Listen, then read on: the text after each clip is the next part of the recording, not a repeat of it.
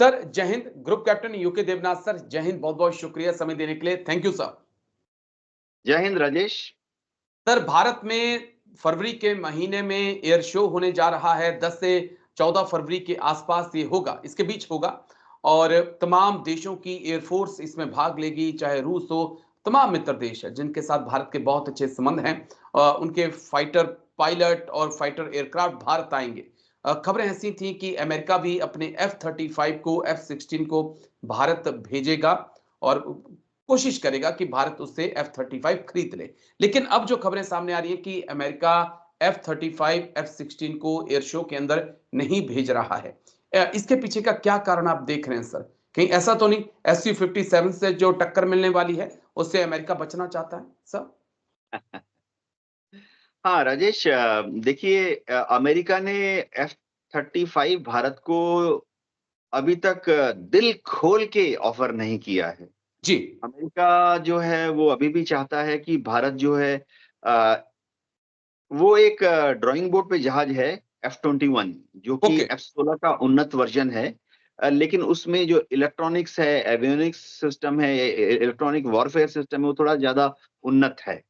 वो ऑफर करना चाहता है। अमेरिका आमतौर पर F-35 अभी तक सिर्फ उन देशों को ही दे चुका है जो कि अमेरिका के साथ पूरी तरह से उसके खेमे में है। Okay sir. चाहे नाटो के देश हों या अमेरिका के इन्फ्लुएंस में हो। जी। एशिया में अमेरिका ने जिसको भी F-35 दिया है, जापान है, जी जापान साउथ बिल्कुल। कोरिया है, ऑस्ट्रेलिया है, ये सब क्लियरली अमेरिका के खेमे में है।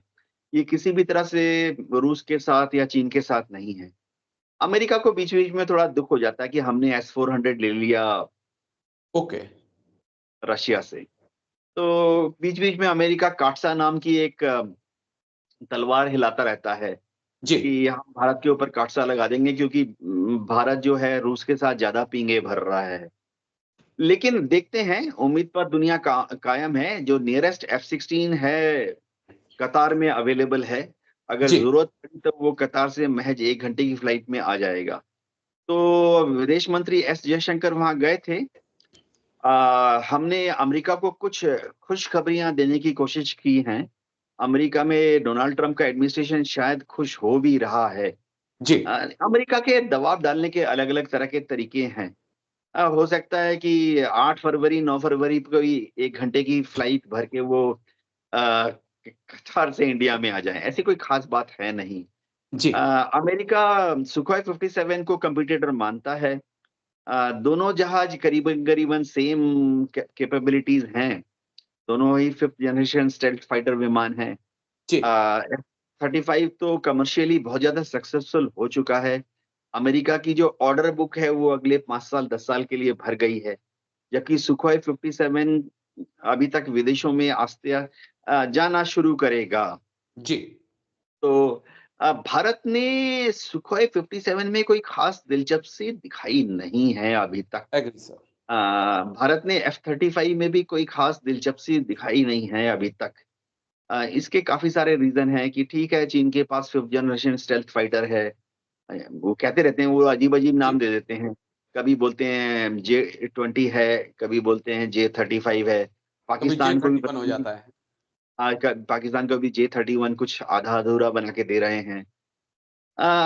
इंडियन एयर फोर्स जो है अभी तक भारत सरकार की मदद से इसी लाइन पर आगे जा रही है कि हमें जो भी बनाना है, जी। बढ़िया बनाएँगे, भारत में बनाएँगे, चाहे उसमें 2050 साल यानी और ओके। 15 साल क्यों ना लग जाए, और 25 साल क्यों ना लग जाए।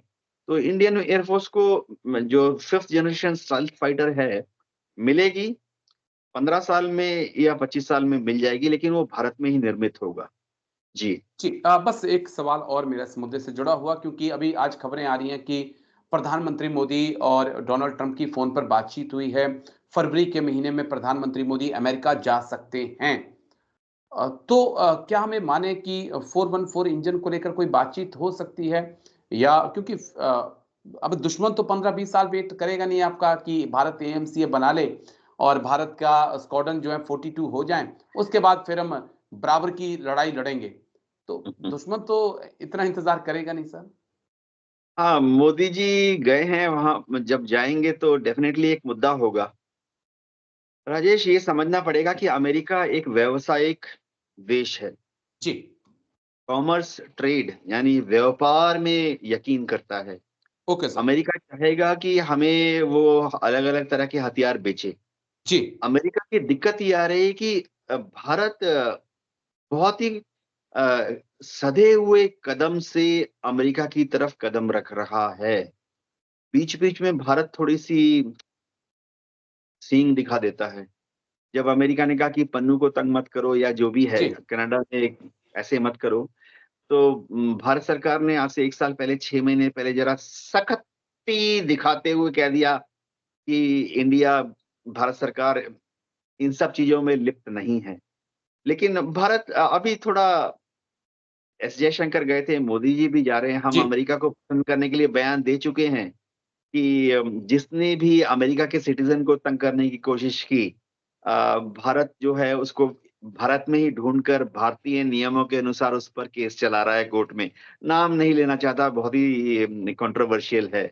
जी। इसी तरह से भारत सरकार अब ये बोल नहीं रही है कि भारत सरकार अमेरिका में उनको तंग कर रही थी, क्योंकि उन्होंने तो किसी का भी नाम ले लिया। अमेरिका में जी। प्रिंट जी। मीडिया तो ये कह रही थी कि मोदी जी इन्वॉल्व हैं, अमित शाह इन्वॉल्व हैं, अब अजीत डोभाल इन्वॉल्व है। देखिए, अब भारत देखना होगा कि क्या हाँ, वाकई में ट्रांसफर ऑफ टेक्नोलॉजी हो पाती है, 414 इंजन मिल पाता है, कब तक मिल पाता है, और जितनी जल्दी ये भारत में आएगा मुझे लगता है भारत की एयरफोर्स के लिए उतना ही अच्छा है। और जिस प्रकार से 110 के आसपास एक और टेंडर एयरफोर्स की तरफ से जारी किया गया है, तो वो भी एक रिक्वायरमेंट है। और मुझे तो यह ताज्जुब होता है कि क्यों भारत सरकार ने मनमोहन सरकार की उस डील को कैंसिल कर दिया था राफेल की, जहां पर वो 100 से ज्यादा राफेल खरीदने वाले थे। अगर उस वक्त वो डील की होती तो शायद आज ये स्क्वाड्रन्स की इतनी ज्यादा कमी नहीं होती। लेकिन एक दूरदर्शी सोच होना भी बहुत जरूरी होती है। चलिए, लेट आए लेकिन दुरुस्त आए। लेकिन शुक्रिया सर, आपका बहुत बहुत शुक्रिया, आप आए और इतने गंभीर मुद्दे पर आपने बात रखी। Thank you sir. जय हिंद। Thank you sir. जय Hind Rajesh. Thank you sir.